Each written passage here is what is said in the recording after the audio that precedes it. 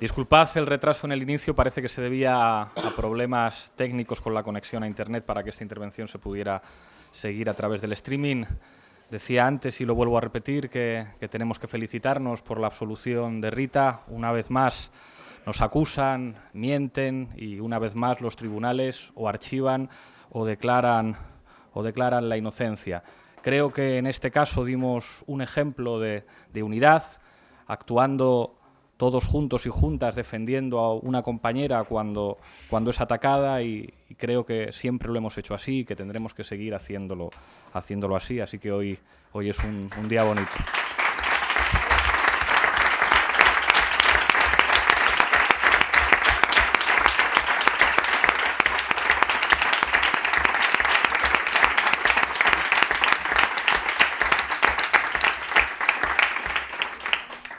Quiero dar la bienvenida, en primer lugar, a los invitados, a Julio y a Gema, que vienen de Ceuta y de Melilla, y también a Julio Rodríguez, que, como sabéis, es invitado permanente ocupándose del área de defensa. Y quiero dar la bienvenida también a un nuevo consejero ciudadano, que es el primer consejo al que asiste, Ramón Espinar. Pues bienvenidos todos y todas a este consejo.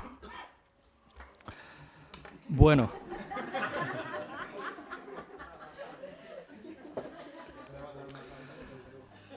Iba a decir que este es un Consejo Ciudadano histórico. El problema es que llevamos 3 años en los que ha habido más consejos ciudadanos históricos que consejos ciudadanos de trámite. Eso es lo que tiene estar navegando y surfeando una ola de la historia particularmente interesante. Y creo que es algo por lo que tenemos que estar contentos, que en este espacio hayamos tenido que debatir cuestiones trascendentales, no tanto para nosotros, sino para nuestro país, y que los consejos ciudadanos de trámite sean más una excepción que una norma. Creo que tenemos en este Consejo Ciudadano 2 tareas muy importantes que llevar a cabo. Por una parte, un debate político sobre una coyuntura fascinante, y en segundo lugar, definir algo que son tareas técnicas, pero que son nada más y nada menos que las tareas técnicas de nuestra segunda Asamblea Ciudadana,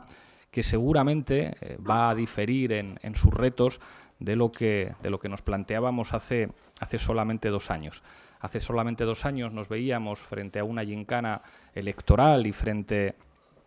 a la construcción organizativa de una fuerza política que acababa de nacer, en la que apenas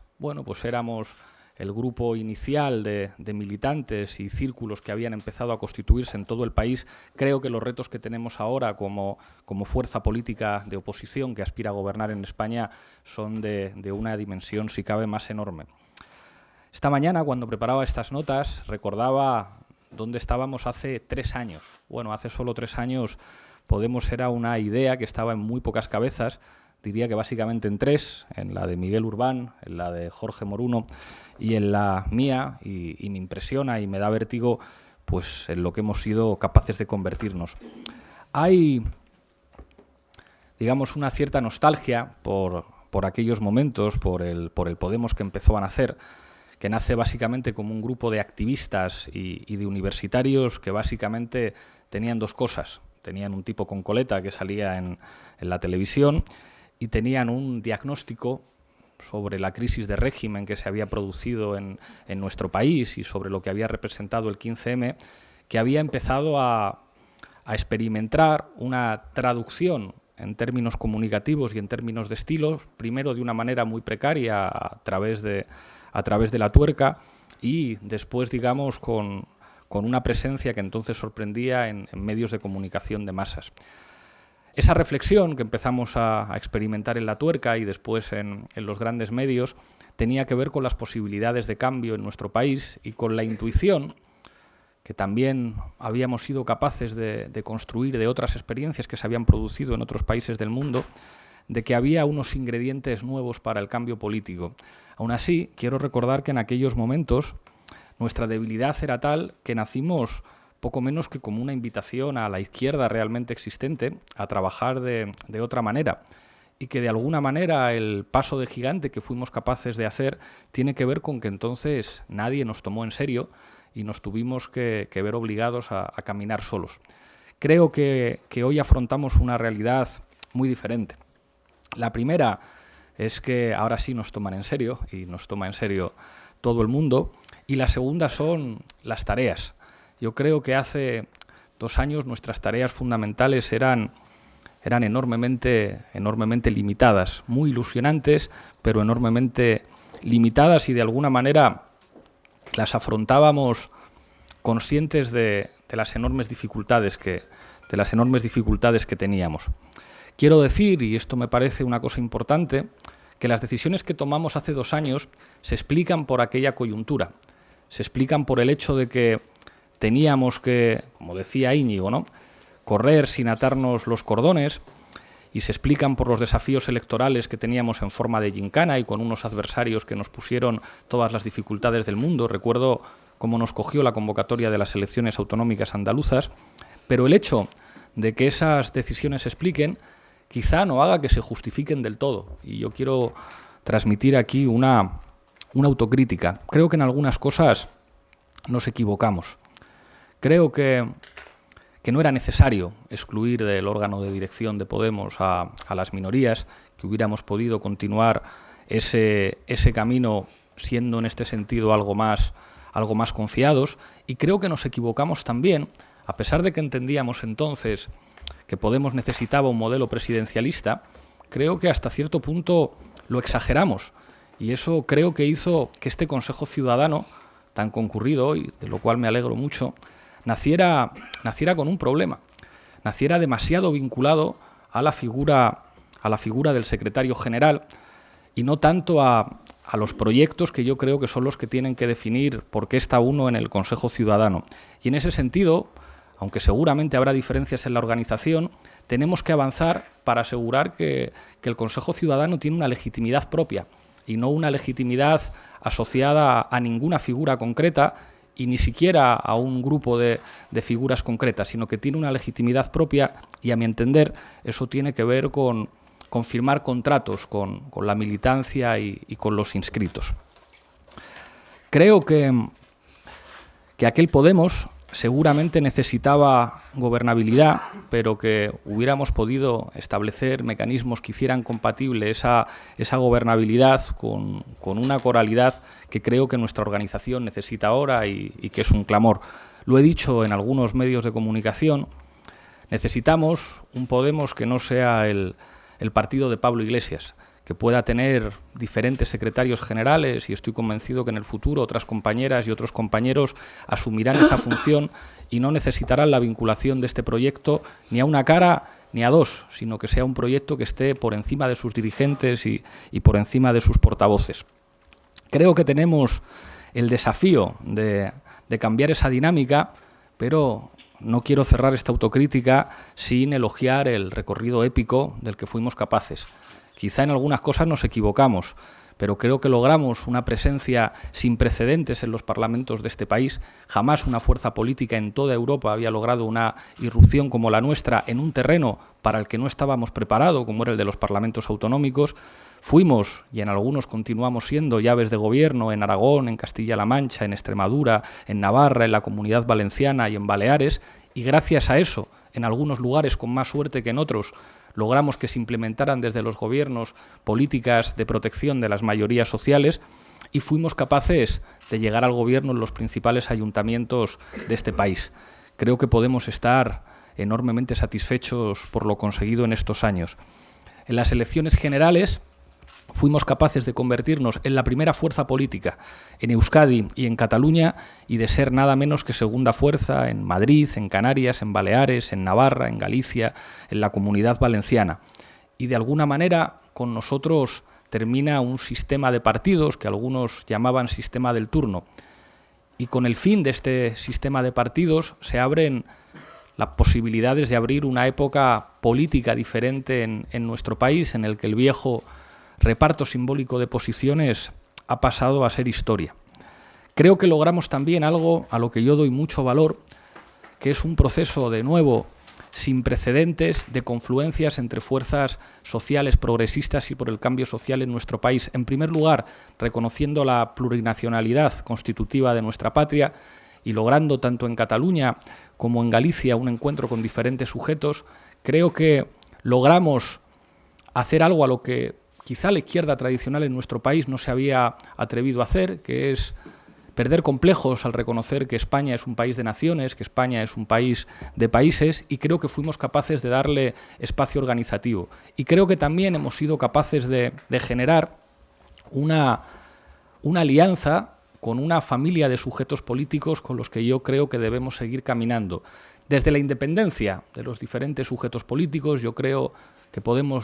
es imprescindible que siga existiendo como organización política autónoma, pero caminando y construyendo complicidades y construyendo espacios de entendimiento con sujetos con los que nos hemos presentado a las elecciones y que creo que pueden contribuir a ir construyendo poco a poco un bloque popular, un bloque plurinacional popular que nos acerque a la posibilidad de gobernar en este país. Y creo que debemos estar muy satisfechos por eso. Hoy todos dicen que somos la segunda fuerza política en las encuestas. Creo que no hay que fiarse de las encuestas y que nuestro desafío es ganarnos los galones de oposición, no solamente en nuestro trabajo parlamentario, sino en la construcción de una oposición popular que es capaz de demostrar al mismo tiempo que sabe gobernar y que sabe gobernar mejor. Creo que el bloqueo que se produjo en nuestro país en los últimos 10 meses tenía que ver básicamente con nosotros.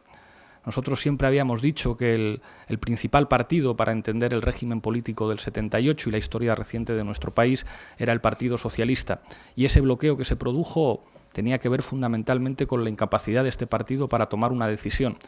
En política a veces hay que decidir, en política a veces no hay demasiado espacio para los matices, y el Partido Socialista tenía que decidir si quería construir el futuro de España con nosotros o prefería construirlo con el Partido Popular y con su filial naranja. Creo que ese bloqueo tuvo que ver con las dificultades de esta fuerza política para tomar una decisión que finalmente han tomado,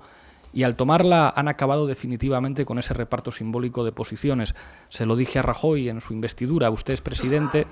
pero a costa de destruir el reparto simbólico de posiciones que establecía el sistema del turno. Ahora ya no es posible sostener que el Partido Popular y el Partido Socialista representan espacios culturales diferentes en nuestro país, y creo que eso tiene que ver con nuestra emergencia y que tenemos la responsabilidad histórica de aprovechar una coyuntura que puede permitir cambios positivos en nuestro país. Creo que no se entiende lo que está ocurriendo en España sin entender lo que está ocurriendo en Europa y sin entender lo que está ocurriendo en el mundo. A mi entender, las bases materiales de los viejos repartos simbólicos de posiciones en los sistemas políticos del mundo occidental, digamos que han llegado a su fin,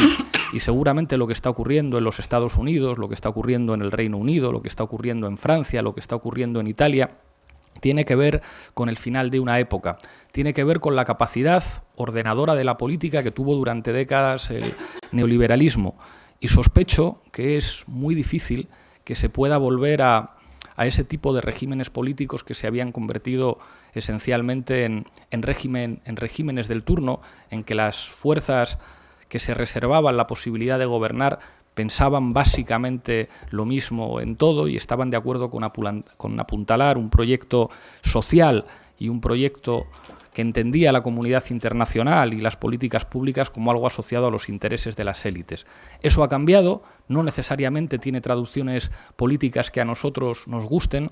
Creo que si echáramos la vista al breve siglo XX del historiador Erich Hobsbawm, pues los años 30, los peligrosos años 30, revelarían muchas claves para entender la época en la que estamos viviendo, en las que las posibilidades de involución, las posibilidades de que los viejos monstruos de la razón vuelvan a resurgir son enormes, y de hecho están ocurriendo. La palabra fascismo vuelve a formar parte del lenguaje habitual de los politólogos y también de los analistas, pero que también hablen notables posibilidades de esperanza. Y para mí es un honor ser secretario general de una organización que se ha convertido en el referente de esa esperanza en Europa, y no solamente en Europa. El mundo entero nos está mirando y creo que tenemos que estar a la altura de eso. Creo que toca en este próximo Vistalegre debatir el tipo de oposición que tenemos que hacer, que a mi entender es una oposición política, es una oposición parlamentaria, pero también es una oposición política en lo social, que tiene que ver con ser capaces de construir una oposición popular que abra espacios de contrapoder en la sociedad civil y construya instituciones alternativas. Nosotros sabemos que las sociedades se cambian desde las instituciones, pero cuando no tienes el gobierno es fundamental que la sociedad sea capaz de autoorganizarse y es fundamental que la sociedad sea capaz de, bueno, pues en nuestra tradición gramsciana, de construir esos espacios de contrapoder que permiten previsualizar las posibilidades de transformación. Creo que tienen razón los compañeros que señalan que todavía falta mucha gente por llegar aquí. Creo que hay un nuevo lenguaje que hace que buena parte de los que faltan no interpreten la política con los viejos códigos parlamentarios y que de alguna manera pueden mirar en nosotros algo que es diferente y que tiene que ver con una nueva época. Creo que nosotros representamos el futuro y creo que la realidad sociodemográfica y generacional de nuestro país lo confirma. Que nosotros seamos la primera fuerza política en nuestro país entre los menores de 45 años revela que tenemos una enorme responsabilidad con el futuro. Que nosotros seamos una fuerza política que avanza con más velocidad en los grandes centros urbanos y que tiene una propuesta de país en clave plurinacional, creo que revela que tenemos un importante compromiso con el futuro, que hay que construir en las instituciones, pero que también hay que construir en lo social. Para eso creo que necesitamos que nuestro partido sea movimiento, sea contrapoder y sea intelectual colectivo, pero eso creo que solamente es posible si tenemos un Podemos unido, un Podemos en el que haya sitio para todo el mundo. Se va a abrir un proceso de debate en el que, como es lógico, todos vamos a encontrar espacios de afinidad en relación a nuestras propuestas y en relación a nuestras ideas. Pero creo que para que este partido, para que este instrumento sea efectivamente un intelectual colectivo, tenemos que ser capaces de entender que los procesos de debate destacan entre sus virtudes la capacidad de cerrarse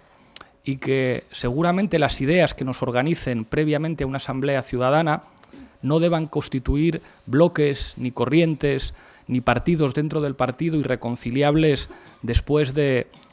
proceso. Necesitamos un Podemos en el que todas las ideas quepan, necesitamos un Podemos con capacidad de debate permanente, pero creo que cometeríamos uno de los vicios tradicionales de los viejos partidos si convirtiéramos nuestra organización en un campo de batalla de diferentes partidos que compiten dentro. Todos hemos leído a Robert Michels y a Max Weber y sabemos que las tendencias tradicionales de cualquier organización implican procesos de burocratización y de lógicas de élites internas en los partidos que muchas veces son inevitables, pero creo que si somos capaces de vincularnos con la militancia, si somos capaces de vincularnos con la sociedad y si en los espacios de dirección de este partido seguimos siendo capaces de volar para entender nuestro país y para entender el mundo, vamos a ser capaces de limitar pues esas lógicas institucionales internas y burocráticas internas para que esta formación política siga viva y pueda seguir trabajando en la sociedad, asumiendo que no siempre todos deberemos pensar de la misma manera. Creo que necesitamos ahora no tanto una máquina electoral, aunque eso no se nos dé mal, creo que necesitamos una máquina para pensar y debatir, una máquina para actuar en la sociedad y en las instituciones y una máquina para gobernar. Y ante todo, no perder de vista que Podemos no es un fin en sí mismo, Podemos es un instrumento de las mayorías sociales para vivir mejor y para cambiar la sociedad. Muchísimas gracias.